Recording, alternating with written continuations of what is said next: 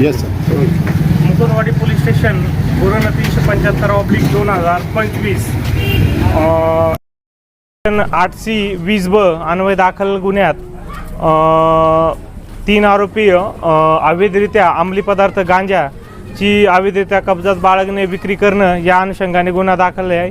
त्यानुसार आरोपींना आपण ताब्यात घेतले होते. ताब्यात घेऊन सदरचे घटनास्थळ व्हेरीफाय करण्याची प्रक्रिया आपल्याकडनं चालू आहे आरोपितांकडनं.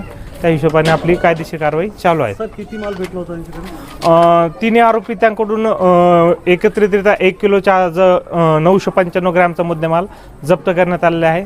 उर्वरित तपास चालू आहे. पोलीस स्टेशनची घटना आहे. पोलीस स्टेशन कोणतं आहे? Mukundwadi police station, Chhatrapati Sambhaji. आता तुम्ही इथे आणलेलं आहे, इथे काय भेटलं असे आशंका आहे? हां, तर आता तो तपासाचा भाग तर चालू आहे. त्यानुसार पुढील कारवाई करूया. मेसेज देणार असे कारोबार. तर सगळ्यात महत्त्वाचं आहे की छत्रपती संभाजीनगर मान्य पोलीस आयुक्त प्रवीण पवार साहेब यांनी ड्रग्स, अंमली पदार्थ याबद्दल 0 टॉलरन्स ही पॉलिसी अवलंबली आहे.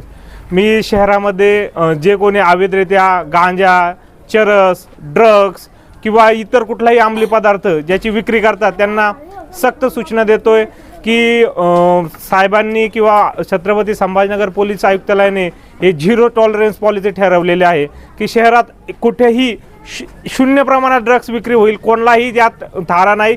0 टॉलरन्स भेटला कारवाई केली ही पॉलिसी सध्या पोलीस प्रशासनाकडून चालू आहे.